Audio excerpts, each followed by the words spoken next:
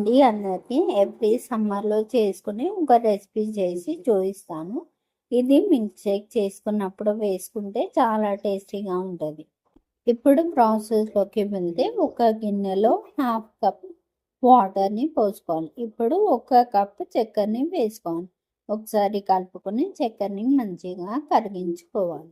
చూడండి, చక్కెర మొత్తం కరిగిపోయింది. ఇప్పుడు హాఫ్ స్పూన్ రోజ్ ఎసెన్స్ వేసుకోవాలి. ఇప్పుడు ఒక స్పూన్ రెడ్ ఫుడ్ కలర్ వేసుకోవాలి.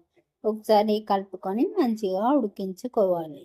చూడండి, ఇది మొత్తం ఉడికిపోయింది. ఇప్పుడు స్పూన్లోకి కొంచెం తీసుకొని చెక్ చేసుకోవాలి. సిరప్ కొంచెం అంటినట్టు అవుతే స్టవ్ ఆఫ్ చేసుకోవాలి. ఇప్పుడు చల్లగా అయ్యే వరకు గాలికి పెట్టుకొని చల్లగా అయ్యాక ఇంకా చిక్కగా అవుతుంది.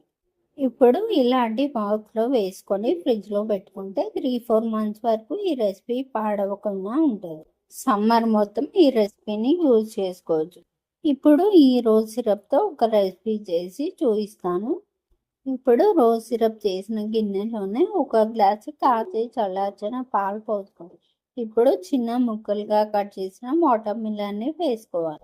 2 అవర్స్ ముందు నానబెట్టిన సబ్జా గింజలు వేసుకోవాలి. ఇప్పుడు చేసిన రోజ్ సిరప్ని పోసుకోవాలి. ఇప్పుడు 4-5 ఐస్ క్యూబ్లు వేసుకోవాలి.